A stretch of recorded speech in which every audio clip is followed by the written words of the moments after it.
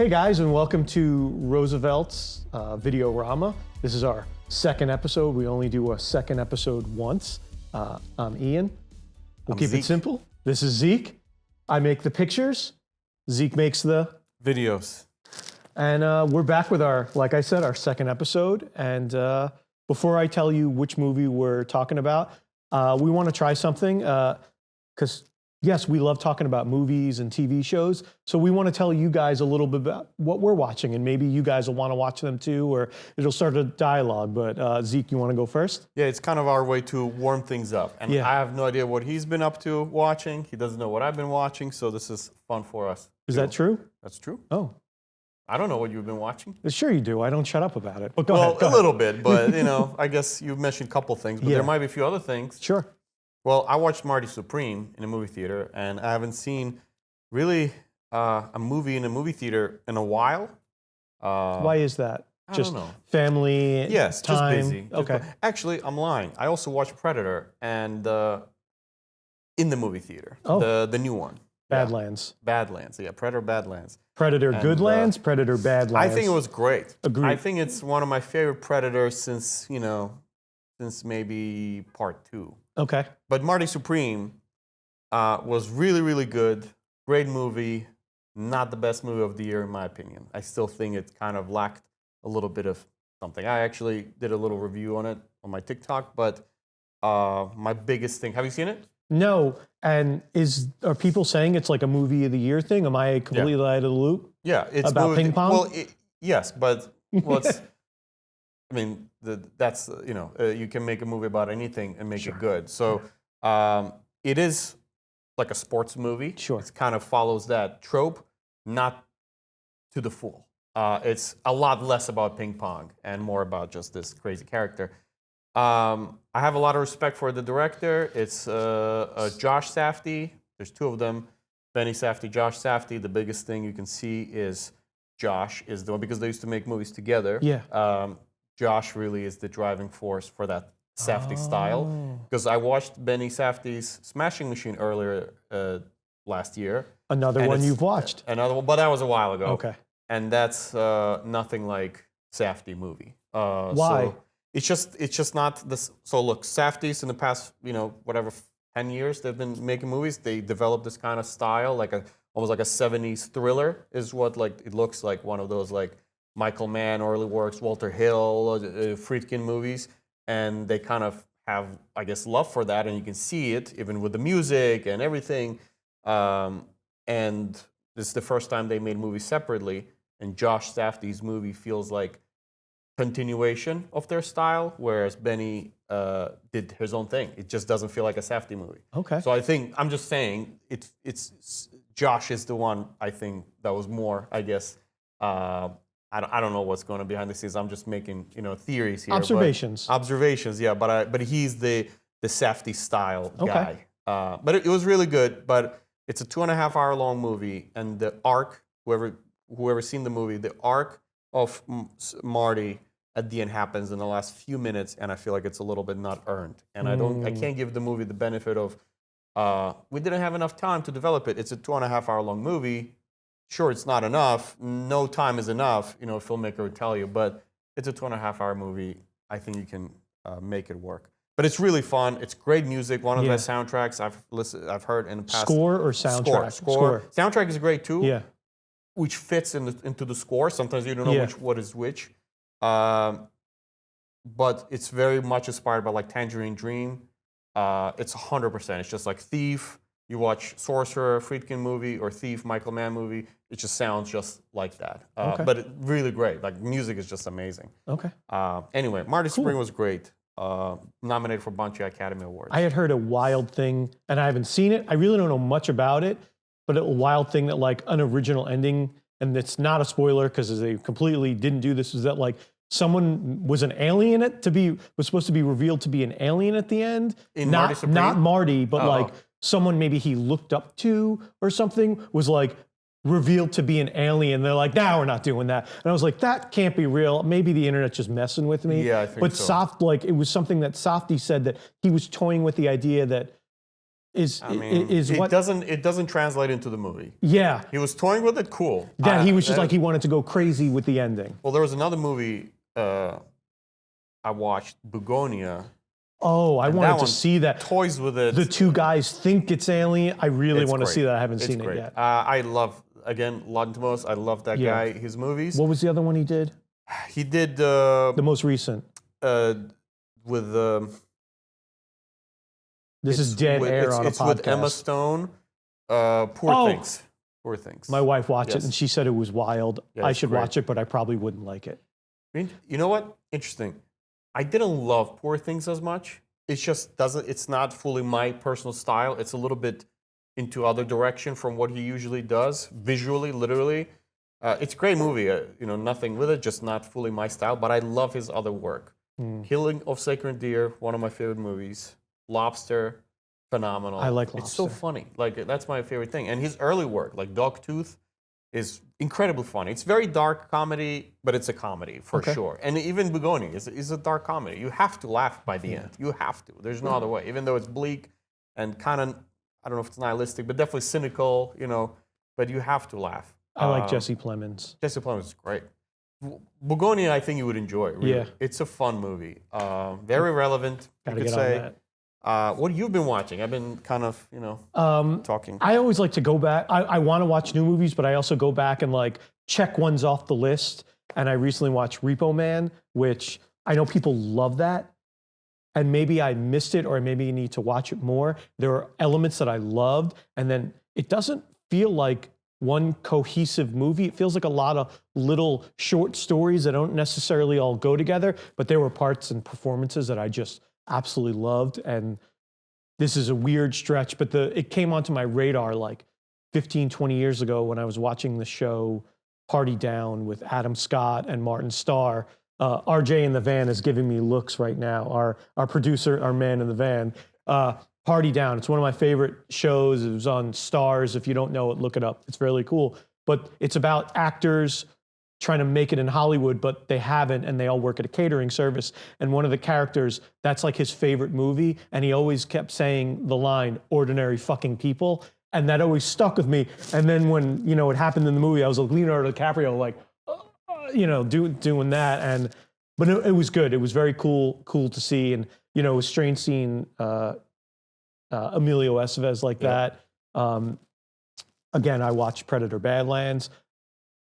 Dan Trachtenberg, that's direct. He seems to understand it. The Predator mythos with Prey, with is it Hunter of Hunters or Killer of Killers? I haven't watched it. So The I don't animated one. I'm remember. sorry, Yeah. unprepared, but he gets it. And Prey, I thought, was one of my favorite Predator movies since the original two. I'm going to say. I know a big deal nowadays is like making movies and shows for fans. And sure, making more Predator movies is absolutely for fans. But I also think he's doing something for himself. And he's kind of being true to what these characters and monsters and storytelling devices are. But he really gets it. So I actually think that's a good segue into today's episode. We're going to talk about Predator. I think it's one of the best machismo, but it's so much more than I think people give it credit for. Maybe they do. I mean, we love this movie. But it hits all the right notes. It hits all the right cliches. It's got great characters. It's got an unbelievable story that I think most people glaze over. It's just so juicy. There's so much in there. An interesting observation. It's always in the top list for best action movies of all time, and often it's like top 2. And Die Hard is the one that always wins. Same but it's an interesting It's an interesting thing that some people don't realize. Obviously, most people know, but it's the same director. And Predator is his first big studio film. I don't know if he's done anything before that, but that was his first film. And another fun fact is that John Carpenter was going to direct Predator. Not just him. I didn't know It was that. James Cameron. It was a bunch of people that were offered to do it. And John Carpenter was one of them who, Ian knows, who doesn't know, it's one of my favorite filmmaker. It would have been, it's very interesting to me what that movie would have been. Yeah. But apparently most directors turned it down because they thought, which completely wrongly, I think, they thought that making an alien movie in the jungles is a bad idea. But that contrast is what makes it so unique, so special, and so original, not just for the time, but even today. There's an audio book, there's a regular book, there's an author, Nick DeSemelin. I don't know if I'm saying that correctly, but I do a lot of audiobooks, and he did one called Wild and Crazy Guys, which was about all the comedy stars that came out of like SCTV and SNL in the 80s. It's one of my favorite books of all time. When I did the audiobook and it ended, I want 100 more hours of these stories of these characters. But he also did another book, and it's called Last Action Heroes. And it's about like the big 7 or 8 action heroes from the 80s. Schwarzenegger, Stallone, Bruce Willis, Van Damme, Chuck Norris, Dolph Lundgren, all those guys. Dolph Lundgren, Steven Seagal, Eddie Murphy, things like that. Not Eddie Murphy as much, but he's in it. And they talked a lot about this movie. And the reason I brought that up was... About Predator, you mean?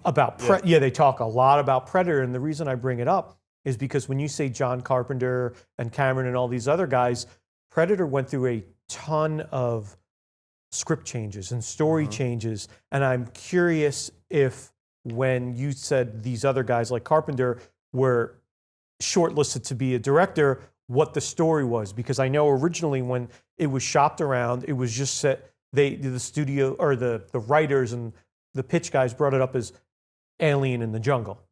And it was originally, way originally, it was a handful of aliens hunting one guy. One guy. Yeah. And then it turned into one alien hunting one guy. And then Schwarzenegger came on, and he said, no, it should be a team of guys, like a real throwback to like Sergeant Rock and all those things, which I know when Schwarzenegger was making Predator, he was actually trying to get Sergeant Rock off the ground, which I just read why in the end credits, it's either Shane Black or, I wrote it down, Richard Chavez is reading a Sergeant Rock in those like 80s style credits, why he's reading a Sergeant Rock comic in that like closeout, because they were all over the set because Arnold was preparing for a movie that never happened. Well, that's interesting. There's two things here. First of all, it tells you how much power Arnold had when it came to script and kind of like the filmmaking aspect. He just kind of demanded certain things, which is another segue into Van Damme's involvement into the film, right? And apparently he was difficult to work with. Let's just leave it at that, or had certain demands, and they just were like, you know what? Do you know specifically what they were?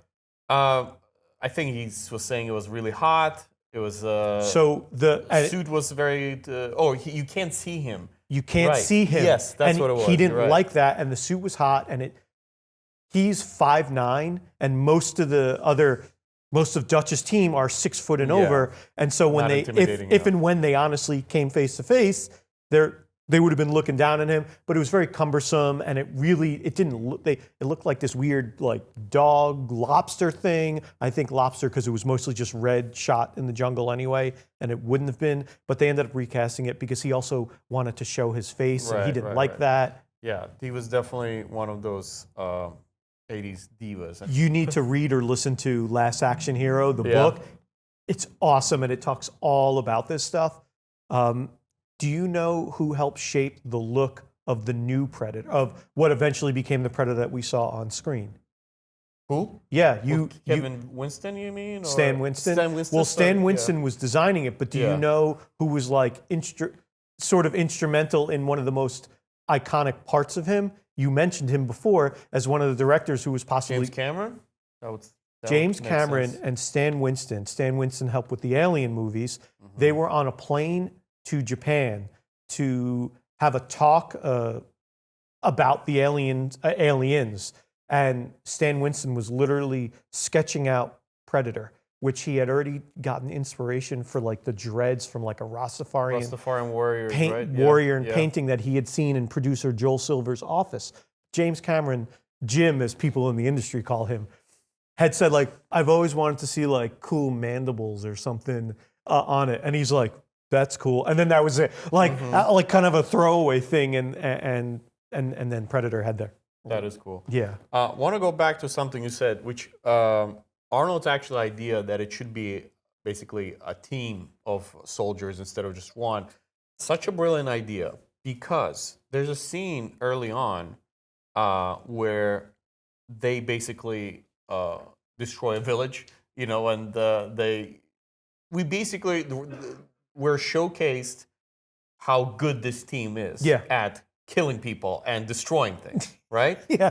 That's why it's so scary that now this kind of team, this professional commando team, is getting destroyed by this something, by the thing. The best of the best is no longer the best of versus one guy. Exactly. Yes. We don't know what that is, who that is, and that's the coolest part, right? That's, you know, they always say, you know, keep the monster in the dark, you know, don't show the monster, right? And that's what makes it scary. And it holds on to not showing us anything. How long is he in the movie? Like an hour. How long is he? I don't know, but not a lot.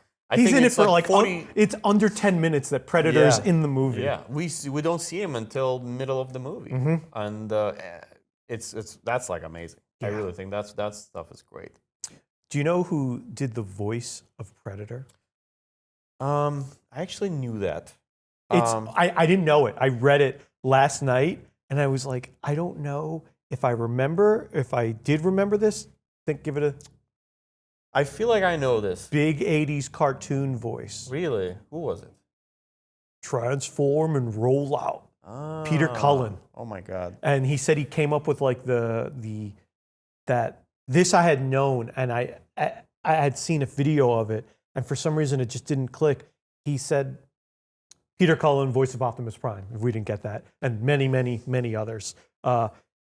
He used to pick up like horseshoe crabs off the beach as a kid, and when he turned them over, they would make this like guttural clicking sound, and he thought the Predator like kind of looked like that, and that's how he gave that voice to it, which is wild. Like, yeah, that's cool. I have a very interesting thing that I discovered when giving this a rewatch. Okay. So Stranger Things is big. It just ended. So it's been on my mind. And then I rewatched this movie. Hawkins. Well, not Hawkins. Well, besides Hawkins. Yeah. Do you know that? All right, so just so we understand the character, Shane Black's character, Jim Hawkins. His name is Hawkins. Oh yeah, Hawkins. We don't know his first name. Yeah, just Hawkins. Arnold, Dutch's team is sent into the jungle to retrieve Green Berets. Do you know the leader of the Green Beret who they were looking for? Jim Hopper. Really? No way. Jim Hopper. Oh, wow. We're watching the movie, and he's like, "Where's Hopper? These are the best Green Berets of all time." And then he gets his dog tags. Jim Hopper. These men were Green Berets. Like, I was like, oh shit, the Duffer Brothers. Like, I mean, and I remember in the other two policemen in Stranger Things, they have, what's Dirty Harry? Dirty Harry's character's name, it's like Harrigan, Hart, something like. I don't remember that. They have like other 80s characters, That's cool. and I'm forgetting. Well, the one I thought was interesting, which is kind of connected to Predator, but the guy that plays Predator, Kevin Peter Hall. Peter Hall. He was in the Hendersons, which is also Stranger Things. Yeah. Which, I thought they got to take it. I'm pretty sure they got it from there. Yeah. There's no way. Probably. And look, Stranger Things is a whole another animal. I feel like every second there's some sort of reference to something else. I have a question for you, I guess. We're a little bit from different eras. I'm really like I was born in 1990. Oh, okay. So like I really like a 90s and 2000s child. You're more in the 80s. 82. 82. Okay. Was Predator a 90s movie or more like an 80s movie? To be honest, I guess it's a little story on my half. Predator's 1987. I didn't, if I was born in 82, I wasn't a 5-year-old going to the movies. I can't tell you when I did see it specifically. I can tell you that when I did see it, it would definitely be in the 90s. It was one of those movies that, and we all have these movies that we saw probably far too young. Mm-hmm. Predator I saw on a VHS that my dad had taped off of somewhere, and it was a split VHS between Predator and some army movie that I didn't know what it was. And eventually I found out when I was older, my dad had the second half of Full Metal Jacket. Oh my God. But it was from the moment they leave the barracks, and it's following from Stranger Things. Stranger Things, yes. Papa. Yeah, Papa. They're in the Jeep. Modine. Matthew Modine. They're going in the Jeep and they're going off to the actual war zone. So it starts off like that, but that's the second half of my doubleheader. First one is kind of considered to be one of the best, first halves. But probably 100% absolutely not appropriate for 7, 8, 9-year-olds. 100%, yeah. So Predator was on a VHS, and it didn't start until when they're in the helicopter and they're like, we're headed over the landing zone. And then, Sally, the Headlong Sally, whatever the song, James Brown song that they're playing in the helicopter, after some super inappropriate dialogue is said, when the light goes red and then they, rappel down into the jungle, that's when Predator started for me. So that was in the early 90s. And I remember seeing Predator from the beginning. Oh, my friends, you got to see this movie Predator. I was like, I don't know what that is. And I watched it and I went, this looks vaguely familiar. There's this guy on a beach and he's going to see a general, and there's these dudes, doing the, and I was like, what? But I recognize these people, but I don't know this movie. And then they get into the helicopter and I went, oh my God, that was, I've seen this. My dad just cut out the first 10 minutes on VHS, and he also messed with the tracking, so I didn't hear as much cursing. I definitely don't remember the dirty jokes by Shane Black from my childhood. It's funny, but when you say you also messed a little bit with the tracking, not a lot of young people that understand what that even is. Tracking, that's interesting. Just Google it. Yeah. Just Google it. But that's funny, yeah. So the reason I'm asking, because I'm originally from Azerbaijan and former Soviet Union, and the interesting thing that happened there is before Soviet Union collapsed, which is 92, I think 91, 92, it started there's a lot of civil war started, so it was collapsing throughout the 90 to like 93, I think. But all those movies, the 80s movies, they were not allowed to be seen in the 80s. Why? Because Soviet Union they weren't allowing, Western propaganda movies into the Soviet Union. So no one's seen those movies, except there was some smuggling happening where sometimes, like, my mom would tell me stories where she had a Pink Floyd record, which was like, no one had it. Someone brought it from somewhere. They smuggled it through. So it was just rare. It's like Fahrenheit 451. Yeah, pretty much.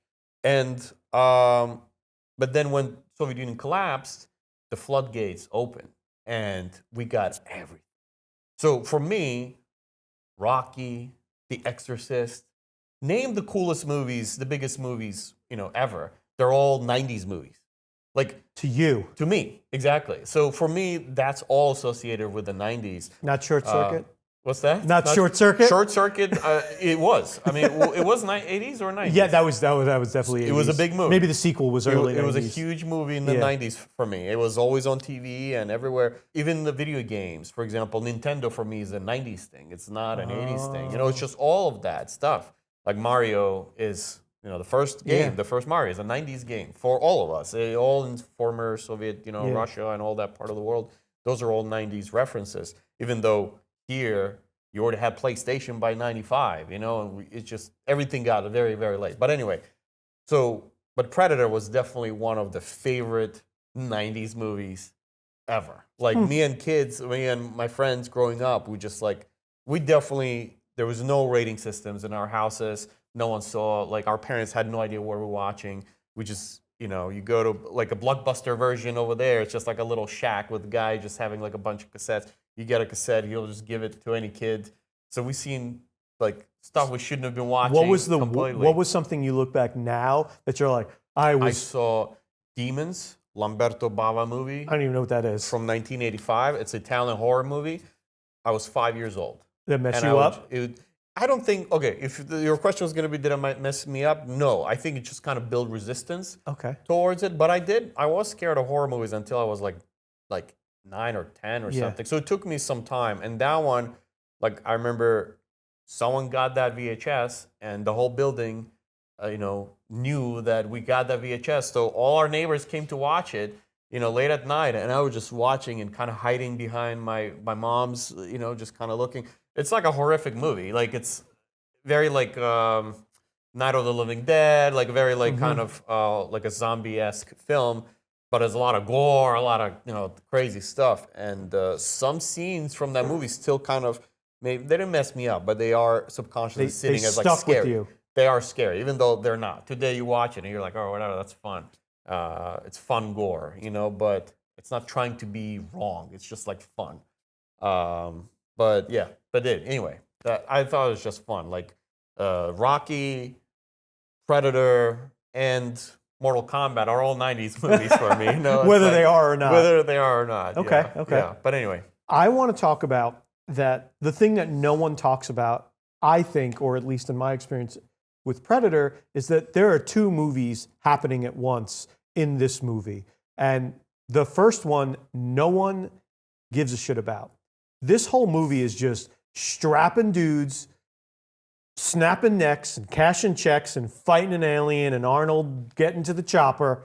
And what no one actually talks about, and I tried to explain this to my wife, and she's like, I'm sorry, what movie is this? What espionage military drama are you describing? I was like, Predator. She goes, get to the chopper, I was like, yeah. She's like, that didn't happen in that movie. And I was like, we need to watch this. So for those who don't know, let's do a little recap. Predator, there's a crack squad of mercenaries that get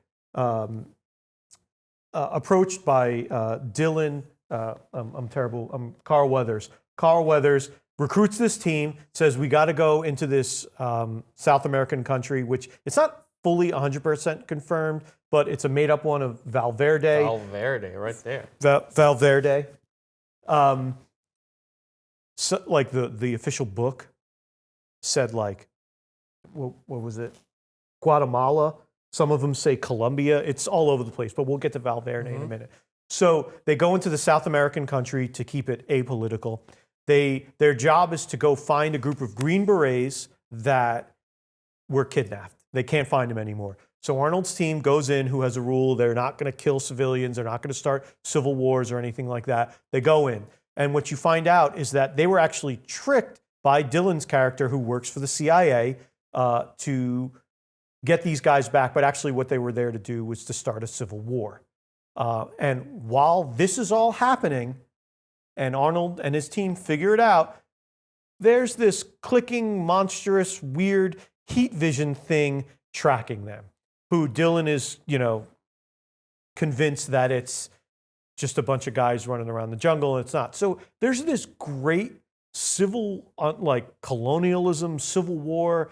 You could look at like America has started so many civil wars around the world for their own interests. And this was a very geopolitical, set in a fictitious country, war movie that happened to have the galaxy's greatest hunter. He's not actually a predator, which they touch upon that in, was that the Shane Black one?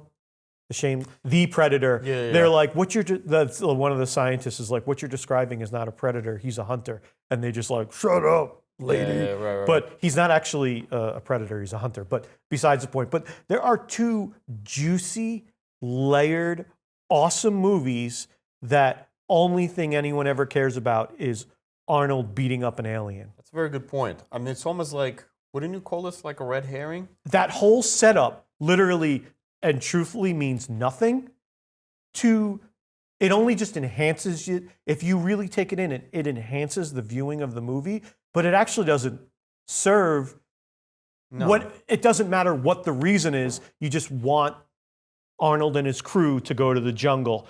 It just so happens that the reason that they give, that if you're paying attention enough and you're not just waiting for the muscles to come out, it's actually a legitimately interesting story. I see what you're saying. So you're saying it's like more kind of trying to be more as a metaphor.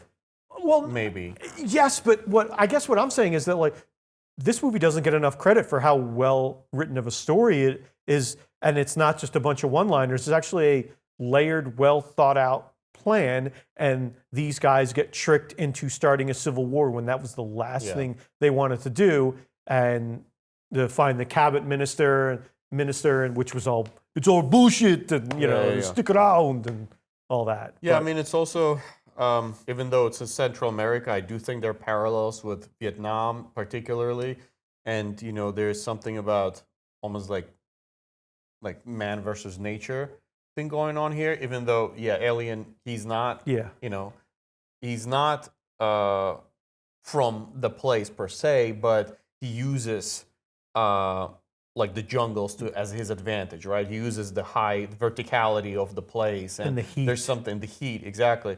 So there's something I think to be said about that, and how like in Vietnam also Americans had a lot of trouble with the locals who kind of just knew that's their space, and they were much more sophisticated when it came. No matter how much technology the U.S. brought, guerrilla warfare. They didn't. They were out of their element. Exactly, they were out of their element, and I think Predator does the same. And what takes Arnold to match that, he had to become stripped down, exactly, and get back to basics. Right. And, So I see what you're saying. That is interesting. I mean, no one really talks about that. No, that's for sure. And it's so interesting to me. And when I was younger, I'm watching this and I'm just like, what are they doing? Oh, we're just going to go kill some bad guys. But when I actually stopped and thought about it, I went, oh shit, there's something here. Wasn't Shane Black also like, I don't know if he's the screenwriter, but wasn't he helping with there was some story there. Shane Black wrote Lethal Weapon with mega producer of the 80s, Joel Silver. Joel Silver, fast forward, is producing some Alien in the Jungle movie, and the script is having a lot of problems. And so he reaches out to his writer from Lethal Weapon, Shane Black, Kiss Kiss Bang Bang, one of my favorite movies of all time, The Nice Guys. I love that movie. Yeah, I think it's his best movie, honestly. Watch The Nice Guys if you haven't seen it. Oh, man. Yeah. He contacts Shane Black, who plays Pancho. Yeah. He's the one telling all the dirty jokes. Joel Silver contacts Shane Black and says, I'm making this movie down in Mexico. Can you help me? I'm not writing any movies. I don't want to do it. No. I want you to come and act in it. And he says, what? Yeah, there's a group of like macho dudes, and I need someone to round it out. I want you to be the funny guy. That's it? Yeah, come on down. It's great. And he gets down there, he goes, can you help me punch up the script a little? Yeah. What? No, it's cool. And he ends up getting Shane to help punch up some of the dialogue because it was missing that the camaraderie and the relationship and some of the past that you get little driblets of Dutch and his crew. And so Shane Black was like a screenwriter for it. Right. I knew he had some credit. I didn't know that story. That's he didn't want to do it. Yeah. That's interesting. What'd you think of Predator 2? I've always genuinely loved Predator 2. I know it gets a lot of flack, and we talked about this a little bit beforehand. I think I'm not a huge fan of all of the movies after Predator 2, whether they're Predator or Predator versus Alien up until Prey. I actually don't mind Predators with Adrian Brody. It's okay. Same. Yeah. It's okay. Yeah. They use a lot of the musical cues from the original, but going back, all the movies between after Predator 2 and before Prey, not my favorite. And it's actually made others appreciate 2 more than it was. Very solid. I'm actually in the middle of rewatching it now. I don't need to, but I was rewatching Predator, and then the second one came on right after it, and my wife's watching it, who had never seen it, and she's kind of playing with her phone, and then oh, this is pretty good. It's very different. We actually talked about it. We had our own little podcast within the podcast, and I said that Predator 1 is the mythos. It's like the creation of this. And then Predator 2 is a classic sequel trope, but it's like, oh, you want violence? We'll give you more violence. You want chaos? We'll give you more. We'll give you dialogue that's not as sharp, but more over the top. There's boobs. There's full frontal nudity. There's gang wars. It moves to L.A. But they expand upon the mythos of the character. And I look back now, and I look back on it fondly, and I do think it's strange. The movie came out in 1990. Yeah. It's set in the not-so-distant future of 1997, because 7 years would have been like crazy technology. Like, did they really need to do that? I whatever. But it's in a heat wave, and then so that like sort of retcons the first one, like, because they mention it in the first one, but then they hammer it home again.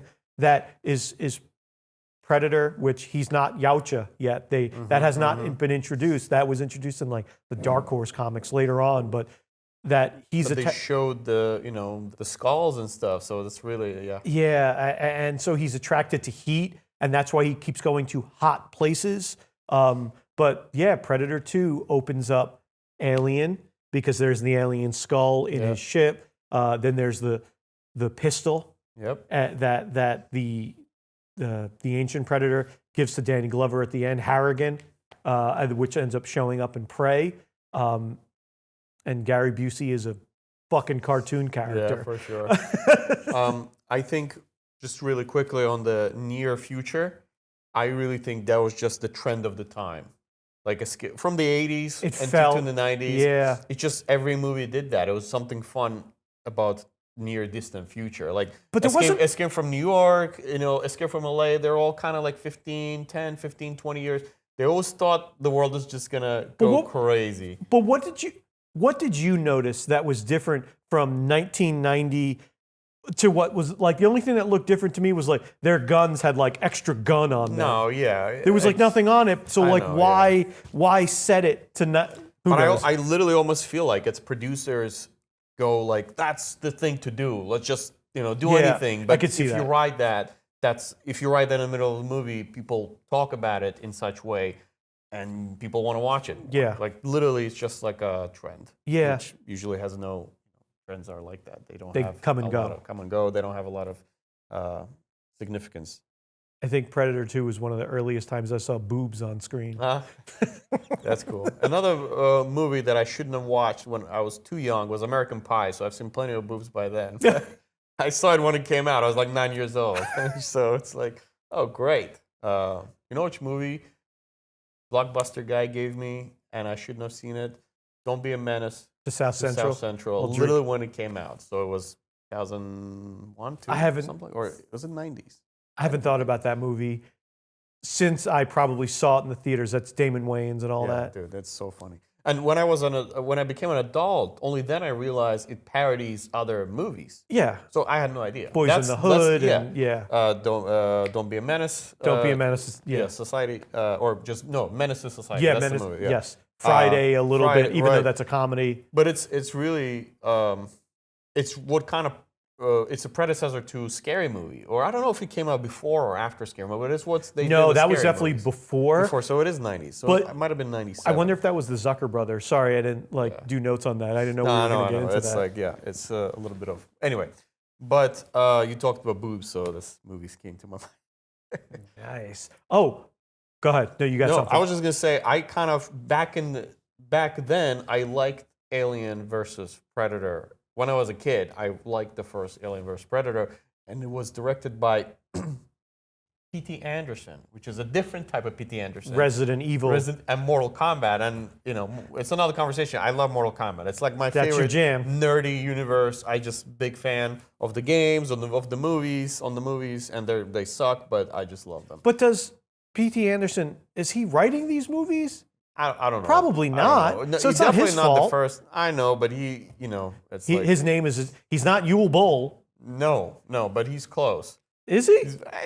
No, Uwe Boll is next level, but P.T. Anderson is, I don't think he's writing those movies. I think he's directing what's given to him. he's kind of a gone-for-hire director. He's okay, He's got a visual style, for sure. I guess. I'll never I ever... like Death Race. That was kind of That was fun. like 2000, I think? 7. No, that was like a little later, 2006 or 7 or something like that. I'll never forget that scene in Resident Evil, the first one, where they're in that hallway and the lasers are coming down and they're jumping. And then the last one at the end is like the lattice, and it just like cuts them into cubes. Yeah. There's so many Predator movies now, and they range in such a great quality.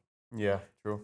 But there's so much that we're getting now in these new ones that really is like all this lore and history and backstory.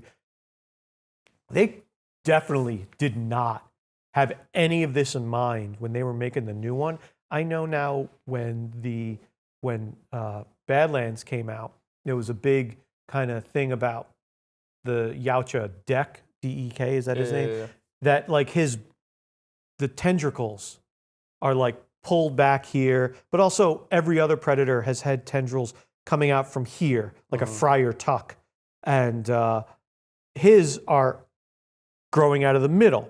But that's not what I wanted to discuss. What I wanted to talk about was that like people were like, "Oh, those aren't. That's not his hair. That's not hair. It's like it's almost like finger or it's like skin or something to them." But there's all these rules where it's like they made this first one back. It was made in '85, and who knows how many years before that they were actually coming up with the concept, and the design went through a couple of changes.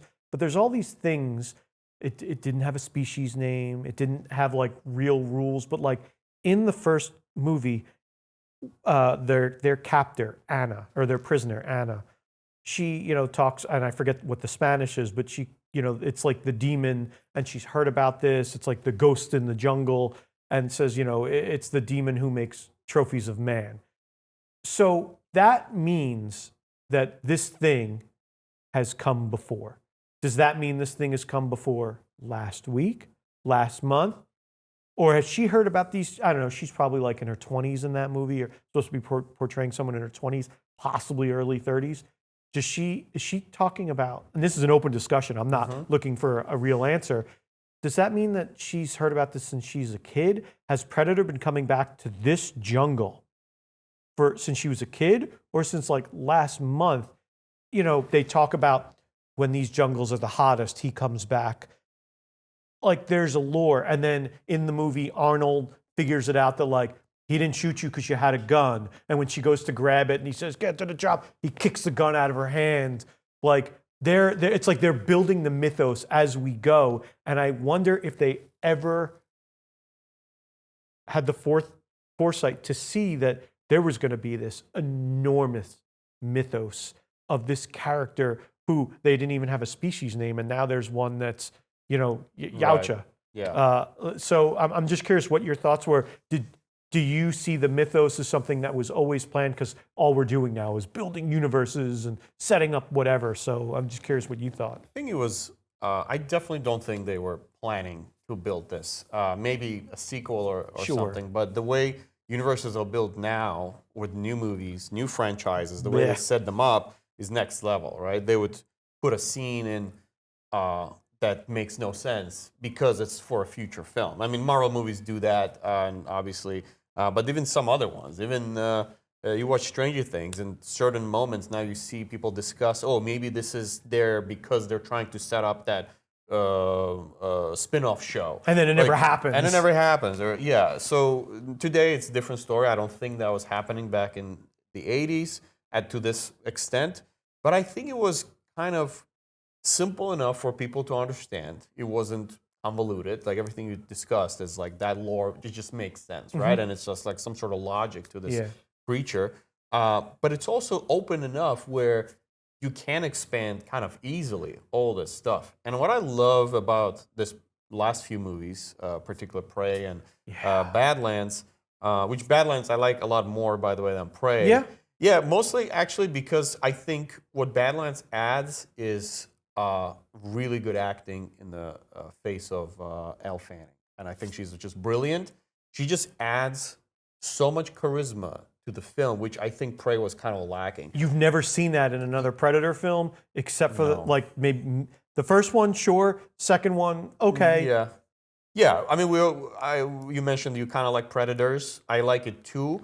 I didn't know that Adrien Brody had kind of Arnold thing in him, which he does. Arnold, especially by the end, he's literally full on and he's like ripped and everything.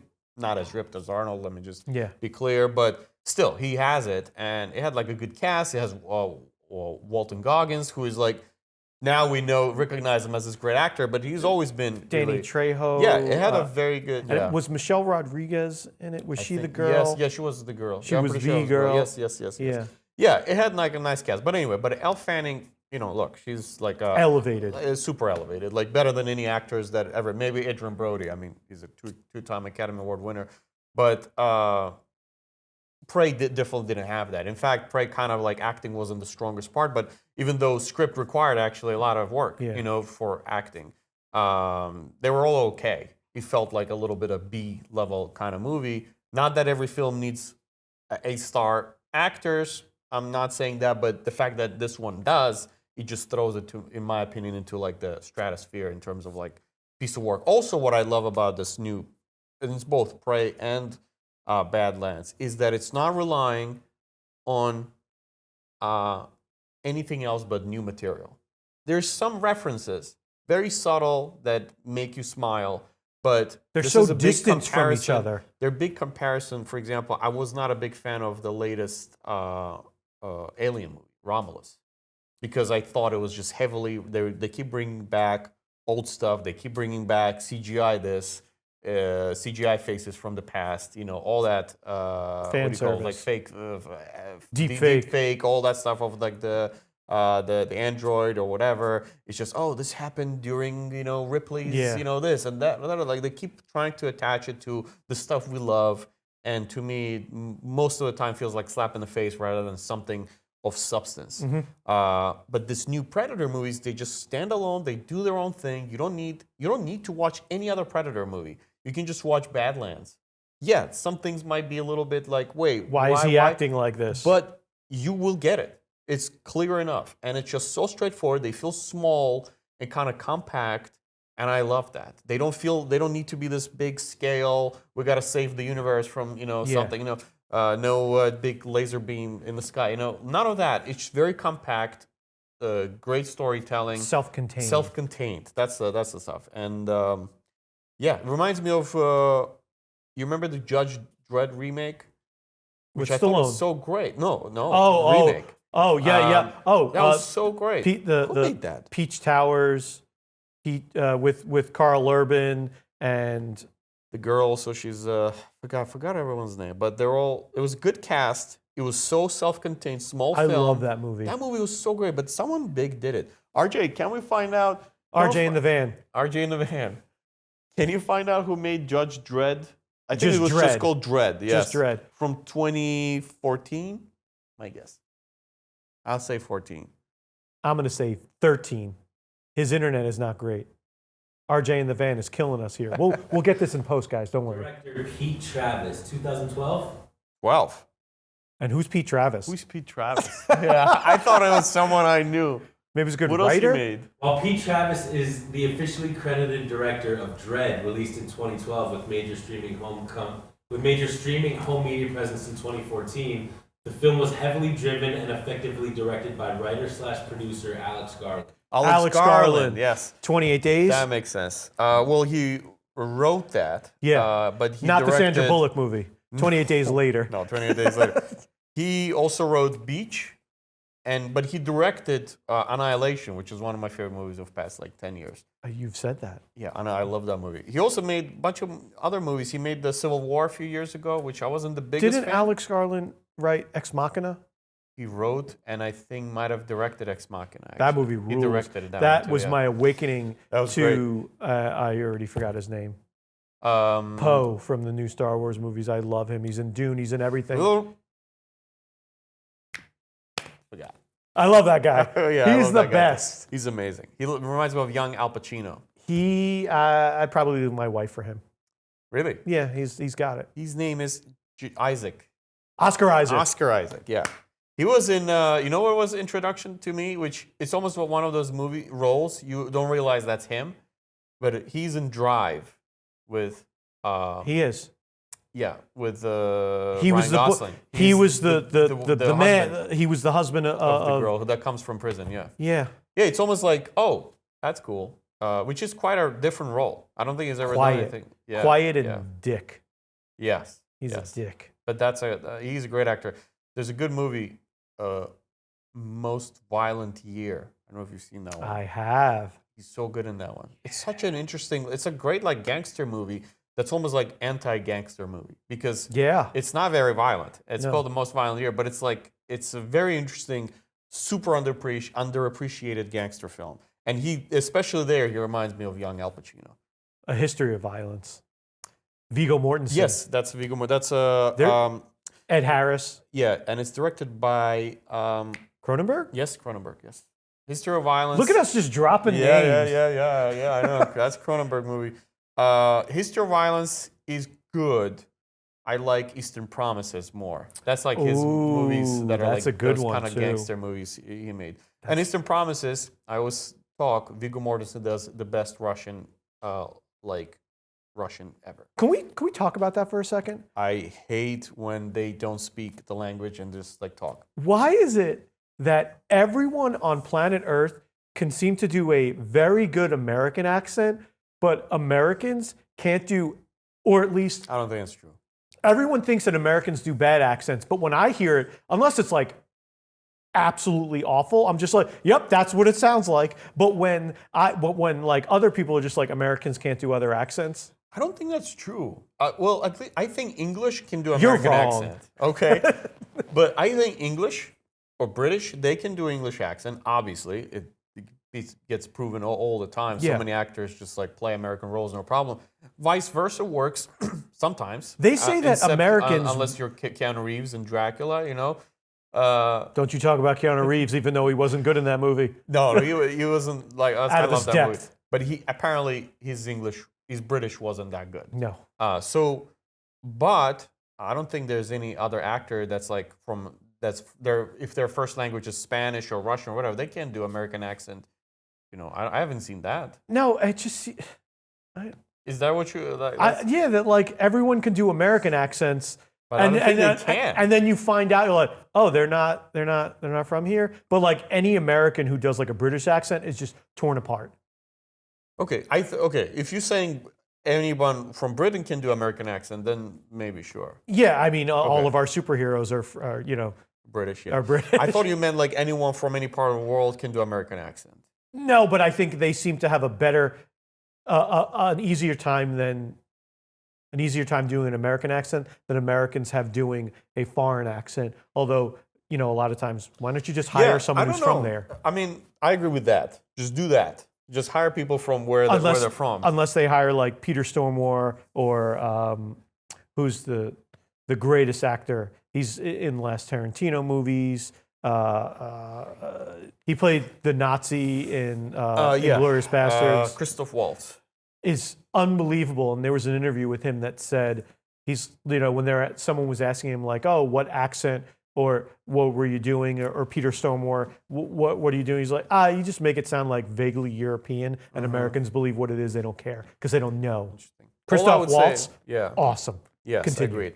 But all I would say is maybe it has something to do with the fact that everyone speaks English today. Mm-hmm. So people are more keen or understanding on just the way the language works.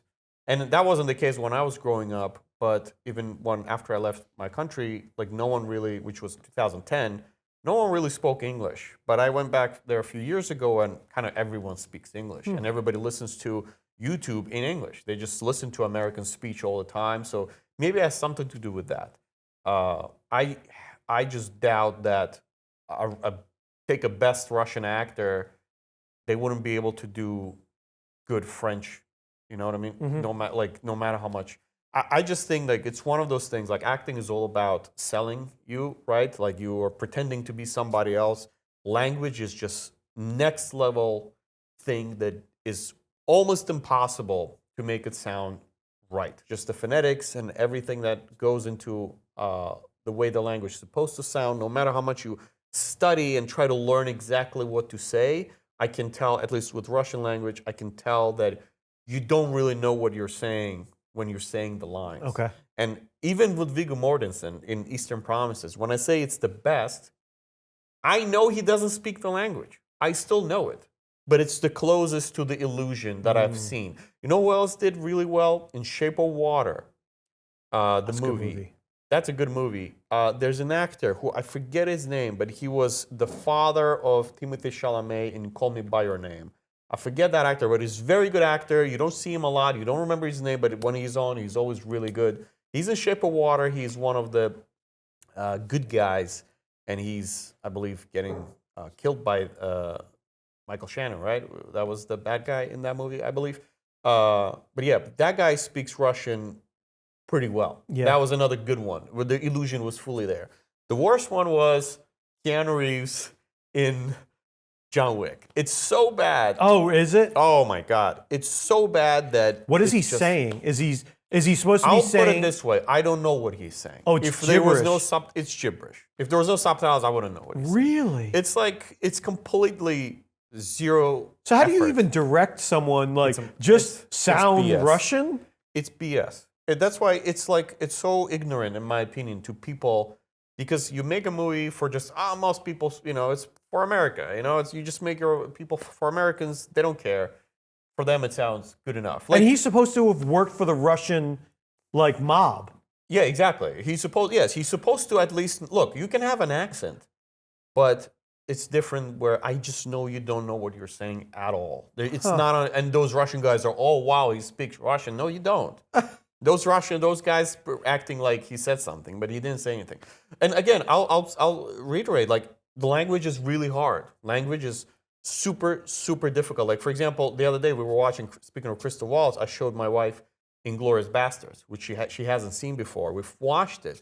And my wife, she speaks fluent Italian, and Christoph Waltz, according to her, Christoph Waltz Italian, which he speaks in a very famous scene where Brad Pitt and Eli Roth, they all pretend speaking Italian. Yeah. Buongiorno. Like, Christoph Waltz starts speaking Italian very quick. She says that I don't think he speaks Italian. I don't think he really knows how to speak it, because it just doesn't sound that good. So Which he's is just, fine. Is he just memorizing the sounds? Right. That's what happens Oh. most of the time. You memorize the sounds, but you don't really know what you're saying. So, like, that was like, again, I'm just saying, even someone like Christoph Waltz, it's a big, there are big shoes to fill. And this is really, movie came out last year, was The Brutalist. I don't know if you watched it with Adrian Brody. I didn't, but I'm aware of It's it. a decent movie. It's very good. It's, won a bunch of Oscars, whatever. But that movie got a lot of criticism for using AI when Adrian Brody speaks Hungarian, which, he's actually Hungarian Jew descent. So he knows a little bit, my understanding is like he knows the language, or at least he knows some of it, but they elevated a little bit with AI. And I'm for using it in those moments. Okay. Look, ideally, get what you want to, get who you want to get. But a movie like Brutalist, it's a movie that, like, not a lot of people saw. It's a hard sell already. Getting a star helps. Getting someone like Adrian Brody really helps, because the criticism to that, just hire someone who speaks the language. There's plenty of actors there, but there is something about, the business part of art, Asses right? in seats. Exactly. Unfortunately, this is just how it is. You have to sell the movie, and you have to compromise with producers on a lot of things. That movie doesn't compromise on a lot of things. It's a very artistic film. It's a pure art form. And here, I'm for it, because as a native speaker to a couple languages, I'd rather you use AI and me being fully in the illusion than you just having Adrian Brody or Keanu Reeves memorize the sounds and not. It breaks it. It completely breaks the illusion. Anyway, it's a big tangent. I don't know if it was fully worth it, but No, I got a segue. So we're talking about sound. tell me. Let's talk about the sounds of Predator. First off, I have stupid party trick. I can make that clicking sound, and I don't know if it's going to come through, but here we go. We have to do it. Hold on, I have to get the clearance from RJ in the van. RJ? Oh, he says we're ready. Let's see.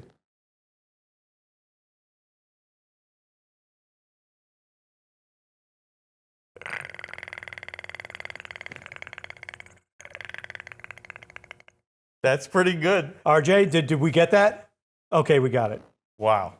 That was really good, actually. It's I don't know how I discovered that I can do it, but just years and years ago, I think when like working, in my own head, or it just, some people tap, or it just kind of came out, and I was like, I kind of do it sometimes when I'm working and I don't realize it. And my cat just says, my wife just says I sound like a cat. But what I really wanted to talk about was the score of this movie. Oh, yeah. It's by Alan Silvestri, and something. A legend. Yeah. But it sounds so similar to Back to the Future. Now I know, open mind, watch it or listen to some of them. And I know Also Alan Silvestri, right? Also Alan Silvestri, 1985, 1987. I know a lot of composers all they have their bag of tricks, and I love both of them, and they are very different. But there are times when I hear that, and I'm not great with music. I don't have rhythm. I don't know what you call it. I know the word staccato. I don't know what that means. I don't even know how to spell it.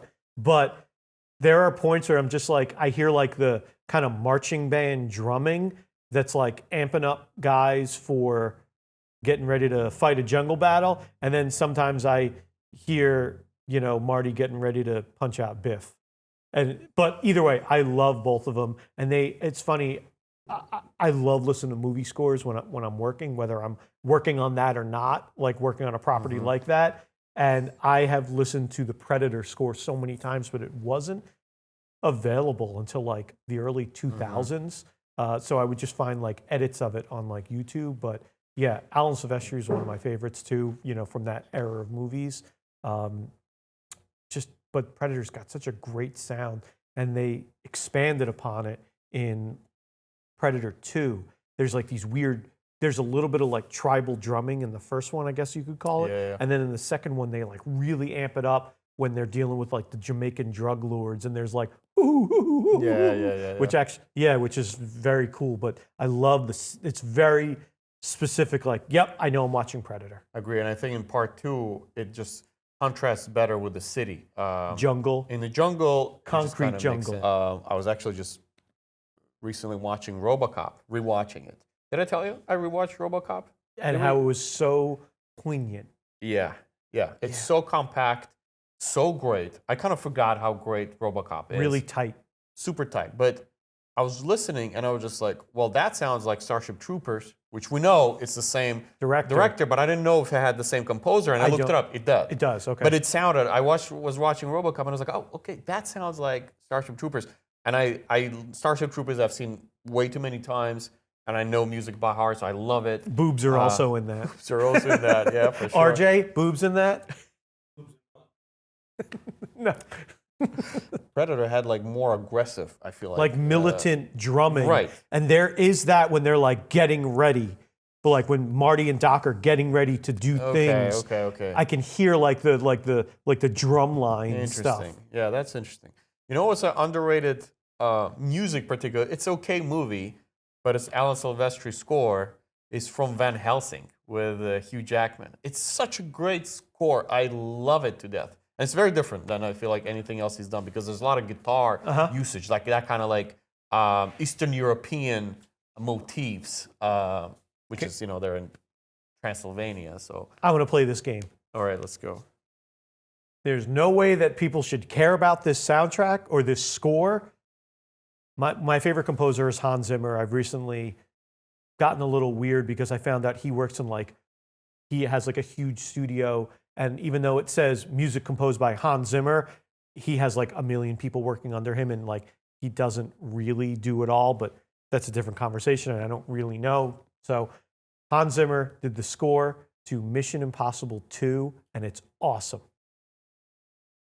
And that's all I have to say about that is movie. cool. I actually feel like I need to rewatch Mission Impossible movies.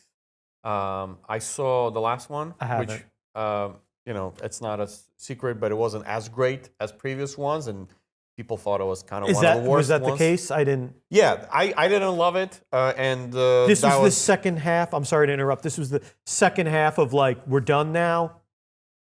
What do you mean second half? Like it wasn't the like he jumps off like a cliff on a motorcycle. That was the first half of these like was it I don't want to Dead Reckoning. I can't even remember. There was a Mission Impossible where he like goes on a motorcycle and jumps off a cliff and lands on a thing. Yeah. It wasn't the one that just came out. The direct sequel to that. I don't know if maybe There was like a key in a submarine or something. See, that's That's my problem with the Mission Impossible movies. They were on. I don't remember 'em. on a plane. There was a big set piece towards the end on a plane, which was really fun. Which Tom Cruise did a lot of that crazy stuff by himself.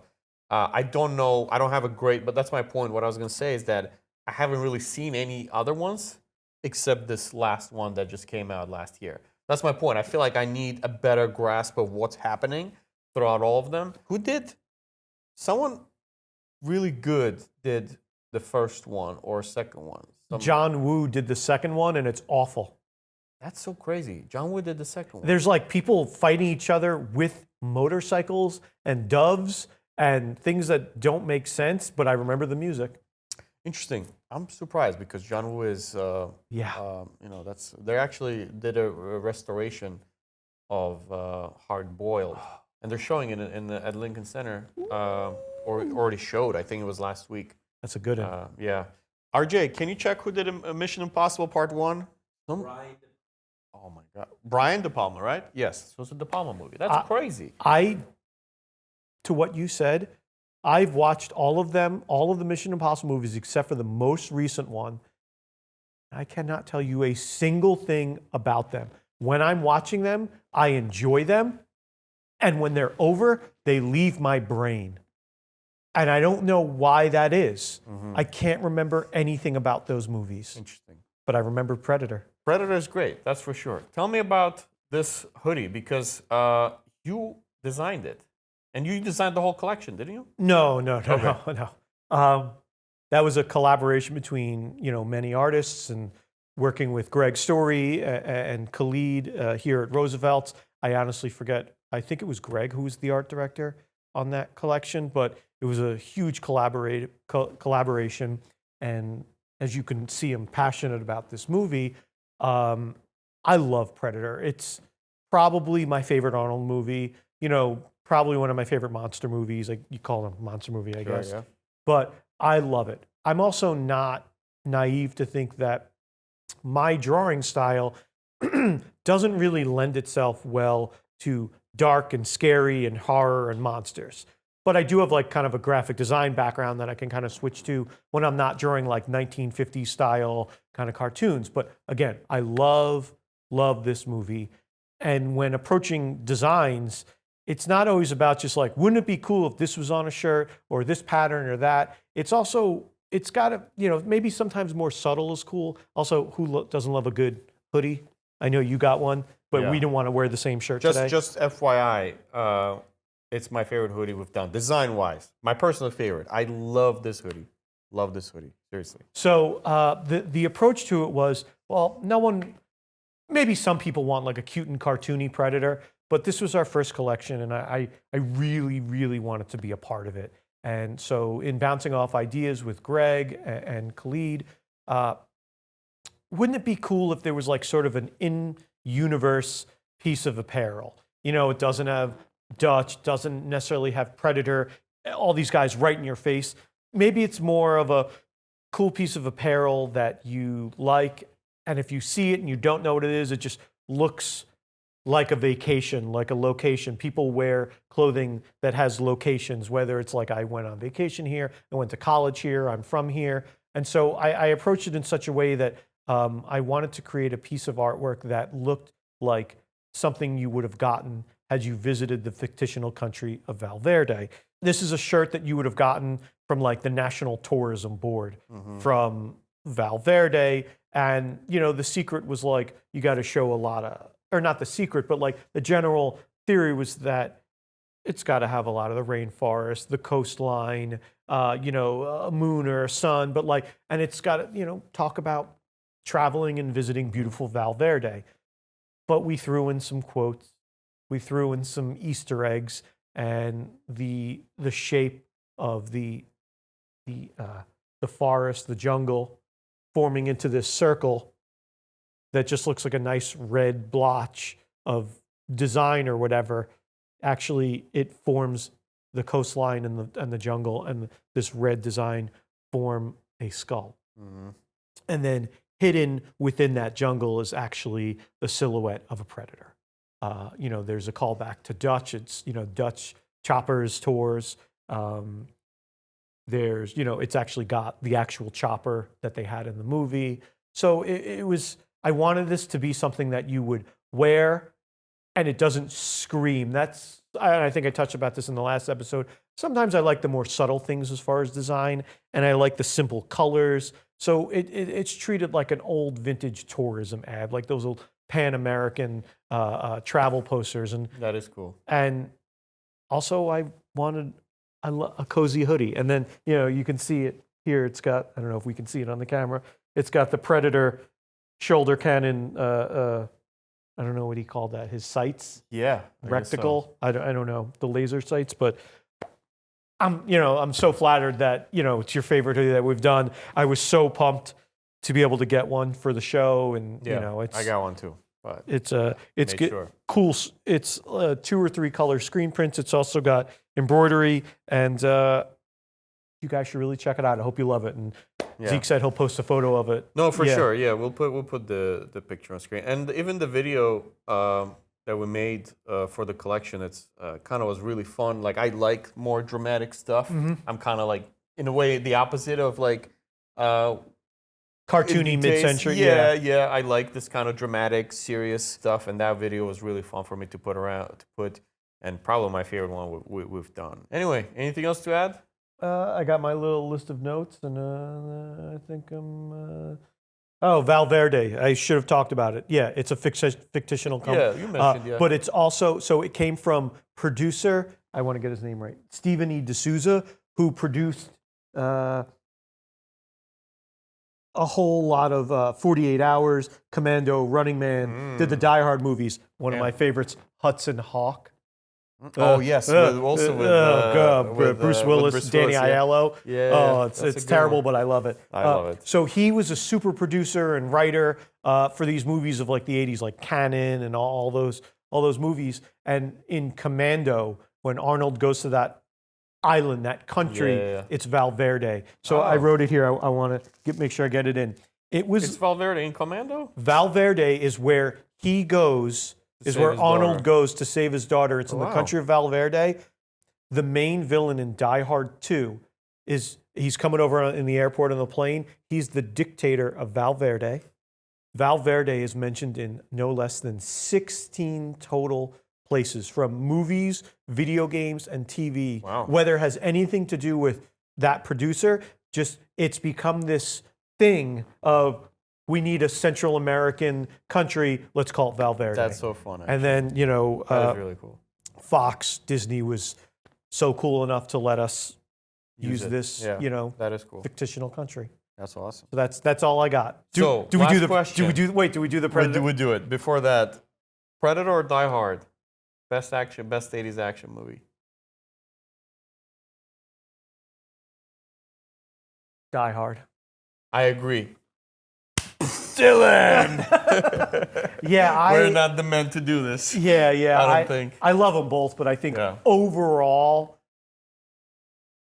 fucking Bruce Willis, man. No, Die Hard is just so special. So good. Screenwriting. Fun fact. Just having background, gone through film school, the easiest, like in every screenplay class, you're going to go through Die Hard. Really? Yeah. Die Hard and Star Wars, the easiest to study your traditional narrative screenplay, like a Hollywood, Western screenplay blueprint. It's great.